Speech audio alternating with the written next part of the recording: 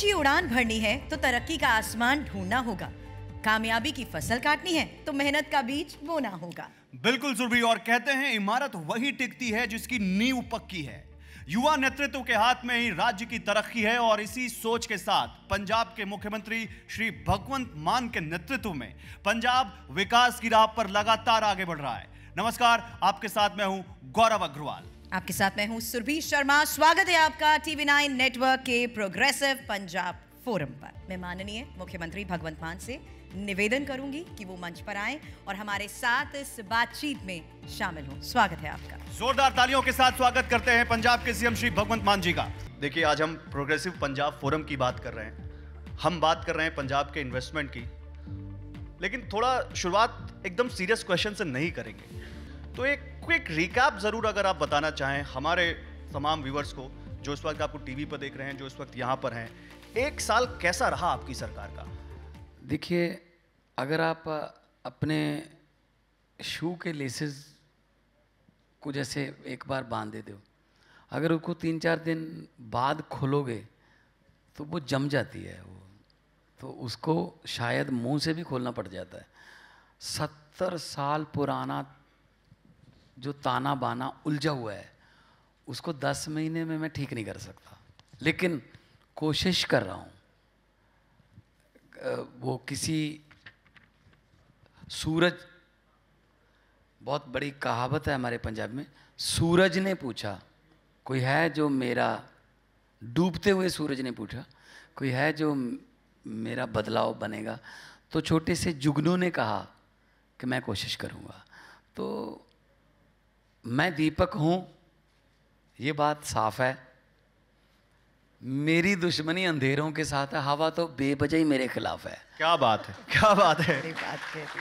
तो 10 महीने में हमने जो किया, शायद सरकारें जाने वाले महीनों में करती हैं, वो आने वाले महीनों में नहीं करते, जाने वाले महीनों में। 25,886 हमने सरकारी नौकरियां दे दी, नियुक्ति पत्र दे दिए, नंबर जारी किया, हेल्पलाइन नंबर। हमने पंचायतों की शामलात ज़मीन होती है जो, वो छुड़वाई, बड़े बड़े जो रसूखदार आदमी थे उनके कब्जे में थी। हमने बिजली, सबसे बड़ा फैसला था कि बिजली का बिल 0 जून 1 से किया था। आज 87% पंजाब को बिजली का बिल 0 आ रहा है। लेकिन इसका मतलब ये नहीं है कि हम कर्जा लेके दे रहे हैं। हम पावर प्लस भी हैं, हम कोल प्लस भी हैं। हमने 8 साल बाद झारखंड के पिछवाड़ा गांव में हमारी जो कोल माइन थी पंजाब की, वो हमने दोबारा चालू कर ली। तो हमारे पास कोल भी इनफ है, इंडस्ट्री बैठी है यहाँ, तो हमारे पास पावर भी सरप्लस है। सबसे कम रेट में पावर हम दे रहे हैं। अभी ग्रीन एनर्जी की तरफ हम जा रहे हैं। पंजाब के नौजवान बेटे बेटियों को काम मिल जाए, उनको कनाडा अमेरिका भागने की ज़रूरत नहीं है। मान साहब, मेरा सवाल है कि किस तरीके से 4th इंडस्ट्रियल रेवोल्यूशन के मामले में अब पंजाब लंबी छलांग लगाने की तैयारी कर चुका है। वो इसलिए भी क्योंकि पंजाब के जिस सफ़र को आप समझते हैं, मुझे लगता है आज इस माध्यम से लोगों के सामने आपका विजन भी है। पंजाब गुरुओं, पीरों, शहीदों की धरती है।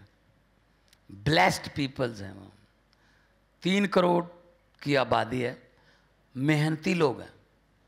पंजाबी पूरी दुनिया में आपको मिल जाएंगे, और पंजाबी पूरी दुनिया में आपको जो मिलेंगे वो कामयाब हैं, दे आर सक्सेसफुल। कोई आपको पंजाबी आदमी आपको भीख मांगता नहीं मिलेगा कहीं पे भी।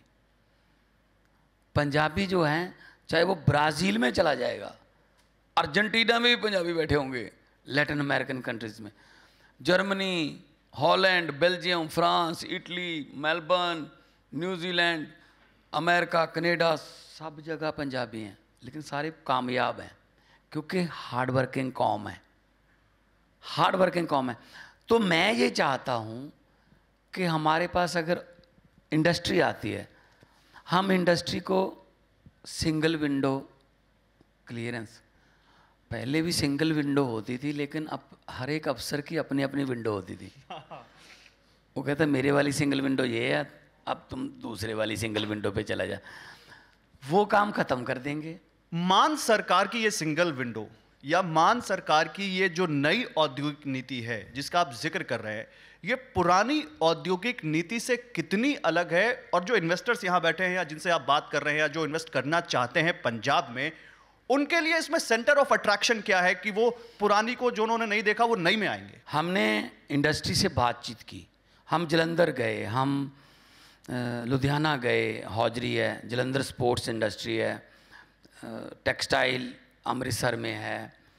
हमने उनसे बातचीत की, नॉट ओनली भाषण दिए, उनसे बातचीत की कि बताइए क्या प्रॉब्लम है, क्योंकि प्रॉब्लम ये फेस कर रहे हैं तो सॉल्यूशन भी इन्हीं के पास है। हमने कहा सॉल्यूशन बताइए इसका, तो सॉल्यूशन बताया। आज मेरी इंडस्ट्रियल पॉलिसी जो पंजाब की हम रिलीज़ कर रहे हैं उसमें 90% सजेशंस इंडस्ट्रियलिस्ट के हैं, 90%, और छोटे दुकानदार से लेके बड़े तक। हम एक out of the box idea लेके आ रहे हैं, थोड़ा नई सोच लेके आ रहे हैं, क्योंकि पार्टी नई है, सोच भी नई है। हम स्टैम्प पेपर्स की कलर कोडिंग कर रहे हैं। अगर 40 एकड़ खरीदी इंडस्ट्री के लिए तो उसको ग्रीन कलर का स्टैम्प पेपर बाय करना होगा, और वो लिखेगा मैं यहाँ इंडस्ट्री लगवाने वाला हूँ। उसी में CLU, उसी में सभी NOCs के फीसेस जो हैं वो डाल दी जाएंगी। जिस दिन रजिस्ट्री हो गई, it means you are all set to go. Next day, अगले दिन आप भूमि पूजन कर सकते हो, आपके पास ग्रीन कलर का स्टैम्प पेपर है, that means you are industrialist. Startup की अब देश में हम कह सकते हैं लहर है। पंजाब उस लिहाज से कितना ज्यादा तैयार है, क्योंकि इन इनोवेटिव आइडियाज को एग्जीक्यूट करना सॉल्यूशंस के साथ, वो कितना आसान बनाने की आप कोशिश कर रहे हैं? देखिए, स्टार्टअप्स में हमारे पास बहुत लड़के हैं। हम अभी रिसेंटली डे बिफोर यस्टरडे मैं स्कूल ऑफ एमिनेंस का उद्घाटन करके आया हूँ। 117 स्कूल बन रहे हैं, school of eminence, 9th 10th 11 and 12। बच्चा अगर स्पोर्ट्स में जाना चाहता है तो उसको स्पोर्ट्स में ही लेके जाएंगे, अगर वो डॉक्टर बनना चाहता है तो उसको उधर ही लेके जाएंगे, इंजीनियर बनना चाहता है तो करियर काउंसलिंग भी हम उसमें करेंगे 9th 10th 11th और 12th में। तो स्टार्टअप में हमारे बच्चे जो हैं, स्टार्टअप के लिए तो आप पंजाबियों के आइडिया तो सुनो। जोमेटो पंजाबी, फरीदकोट का, ओला पंजाबी, फ्लिपकार्ट पंजाबी, आइडियाज की कोई कमी नहीं है पंजाबियों में। So startups are all belongs to Punjab. Financial और टैक्सेशन इकोसिस्टम, ये थोड़ा सा कॉम्प्लिकेटेड सुनने में लगता है, लेकिन ये बहुत बड़ा रोल प्ले करता है ईज ऑफ डूइंग बिजनेस में, इंडस्ट्री को आने में। जिनको लगता है कि हाँ वहां पर हमारे लिए इकोसिस्टम है, ईज ऑफ डूइंग बिजनेस है, और आई एम श्योर आप उसके लिए काम कर भी रहे हैं। टैक्सेशन, कुछ तो GST आ गया, तो GST बिलोंग्स टू फेडरल। मैं ये कहता हूँ कि जैसे दिल्ली में अरविंद केजरीवाल जी ने किया था, उन्होंने व्यापारियों को बुलाया, वो कह रहे जी इंस्पेक्टर रेड बहुत खतरनाक है जी, इंस्पेक्टर आते हैं, रेड मारते हैं, बेइज्जती होती है हमारी, और वो इतने पैसे ले जाते हैं, रिश्वत, ये वो। अरविंद जी ने पूछा कि क्या करें फिर? कहते जी इंस्पेक्टर रेड बंद कर दो। कहते ओके, बंद हो गई। उस समय वैट होता था 12.5%, अरविंद जी ने वैट कम करके 6% कर दिया, 6.5% वैट कम कर दिया, क्योंकि इंस्पेक्टर भी नहीं आएगा, वैट भी 6% है, लेकिन ईमानदारी से टैक्स दे देना। आपको सुनकर हैरानी होगी कि कम करने के बावजूद 2000 करोड़ की कलेक्शन बढ़ गई। हर एक पार्टी के पास व्यापारी जाता है इलेक्शन से पहले, लाल रंग की थैली लेकर, उसमें पैसे होते हैं, 5 लाख भी हो सकता है, 51 लाख भी हो सकता है। उसका मतलब ये नहीं है कि वो उस पार्टी की नीतियों को प्यार करता है, वो सिर्फ ये कहने जाता है भाई अगर आपकी सरकार आ गई हमें तंग मत करना।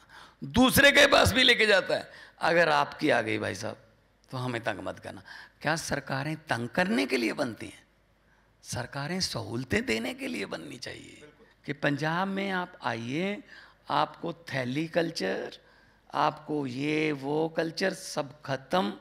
पहले भी हमारे यहाँ आते थे इंडस्ट्रियलिस्ट, लेकिन वो एक फैमिली के साथ MOU करते थे, लेकिन अब जब आएंगे तो 3 करोड़ पंजाबियों के साथ MOU होगा। चलिए, एक बड़ा बिजनेस और रिलेशनशिप आप बिल्टअप करने की कोशिश कर रहे हैं। उस लिहाज से मेरा अगला सवाल यही है, क्योंकि फरवरी में अब जिस तरीके से इन्वेस्टर समिट होने वाला है, क्या लेकर आ रहा है इसमें पंजाब?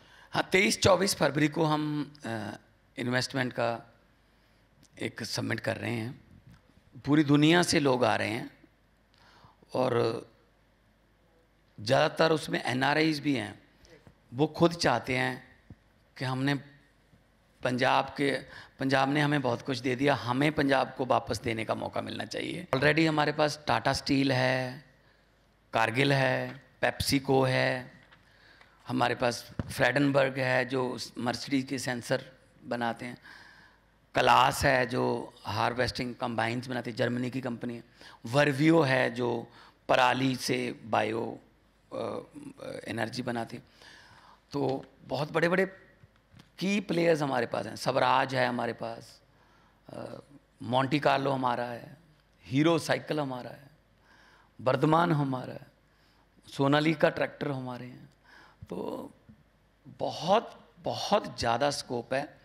आपको आपकी सिस्टर कंपनी वहीं से मिल जाएंगी, आपको इधर उधर नहीं जाना पड़ेगा। मेरा लालच एक ही है बस कि मेरे नौजवान लड़के लड़कियों को काम दे दो। अगर वो काम पे जाएंगे वो ड्रग से हट जाएंगे। पंजाबी दी कहावत है, बेला मन शैतानी दा घर। मतलब जो फ्री रहता है वो कहीं ना कहीं बुरी संगत में चला जाएगा, क्योंकि आसपास बुरी संगत है। तो पुण्य भी है, अगर आप लोग आओगे एक पुण्य होगा कि आपने एक घर का चूल्हा जिसकी आग बुझने वाली थी उसको बचा लिया, आपने एक शमशान की आग को बुझा लिया, और फलियां भी हैं साथ में, प्रॉफिट भी कमाओ। और मैं किसी आदमी को नहीं जानता दुनिया में, मेरे दोस्त रिश्तेदारों से सबसे पूछ लिया, आप भी पूछ लेना, कि कोई आदमी ऐसा हो कि वो काम भी करता हो, ड्रग भी लेता हो। एक काम करेगा वो बस, तो काम मिल जाएगा, रोजगार मिल जाएगा।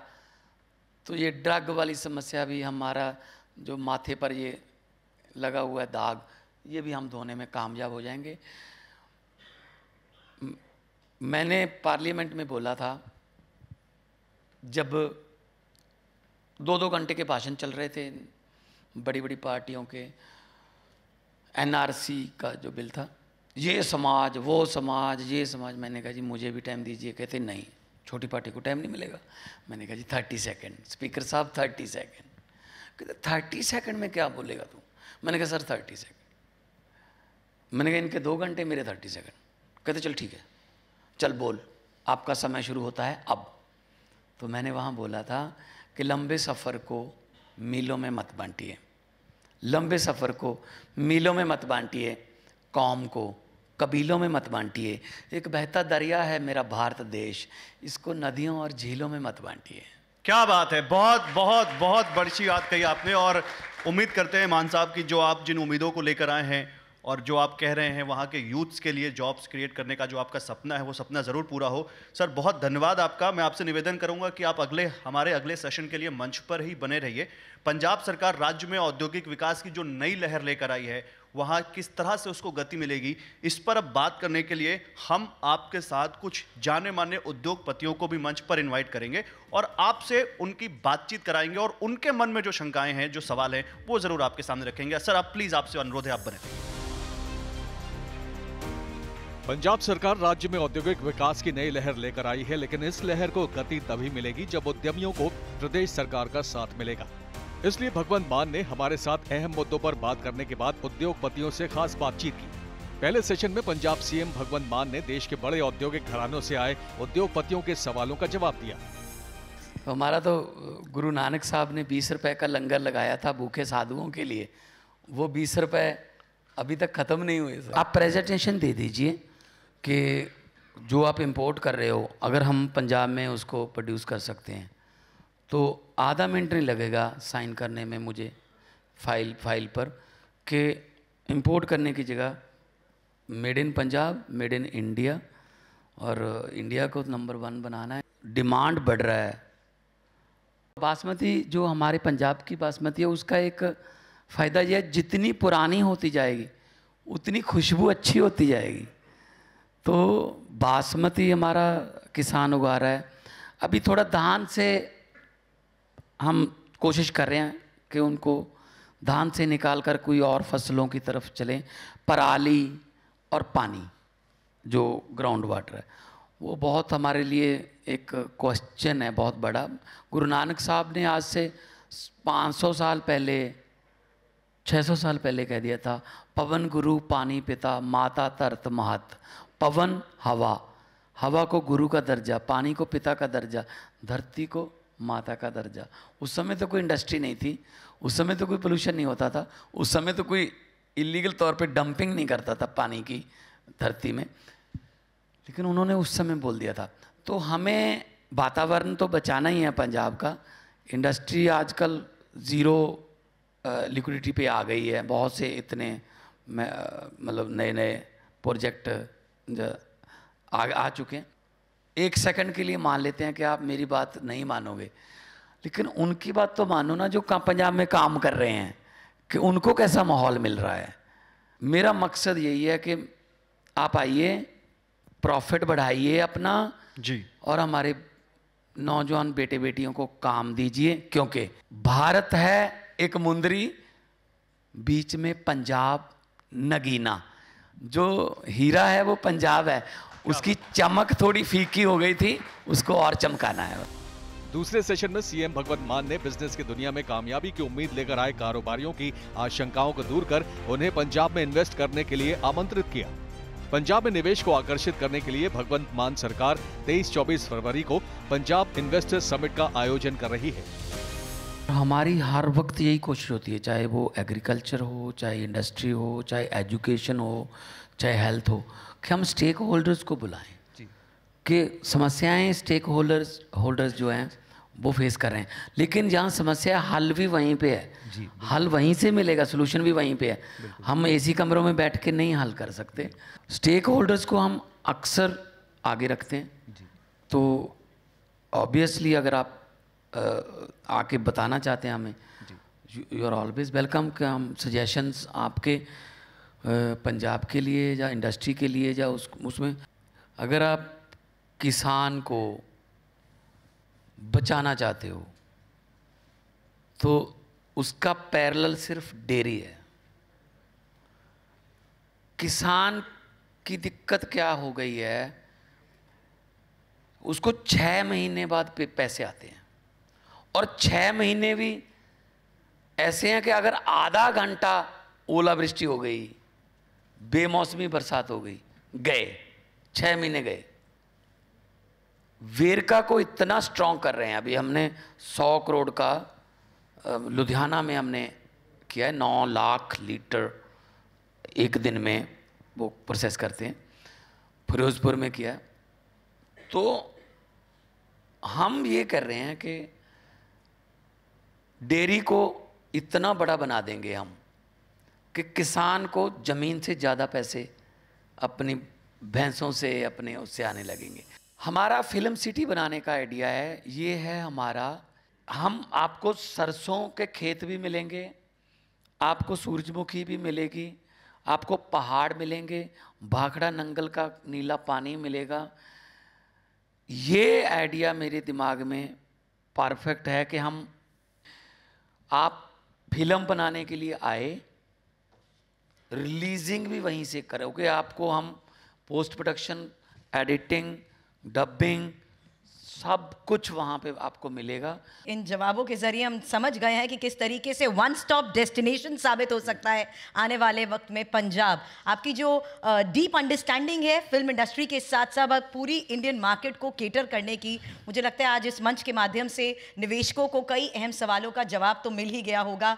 और फोकस आपने जिस तरीके से अफोर्डेबिलिटी, अवेलेबिलिटी पर, खासतौर पर अवेयरनेस को लेकर जाहिर किया मां साहब, उसके लिए बहुत बहुत शुक्रिया आपका। क्या इस मंच पर भी मैं उम्मीद कर सकती हूँ कि एक पंजाबी फ्लेवर, एक पंजाबी तड़का लग जाए, ताकि आज की इस शाम का आमंत उसी लिहाज से करें? मैं यही कहना चाहता हूँ कि लोगों को अक्सर कहते सुना है जिंदा रहे तो फिर मिलेंगे, लोगों को अक्सर कहते सुना है जिंदा रहे तो फिर मिलेंगे, लेकिन इस पंजाबी दिल ने कहा है मिलते रहे तो जिंदा रहेंगे।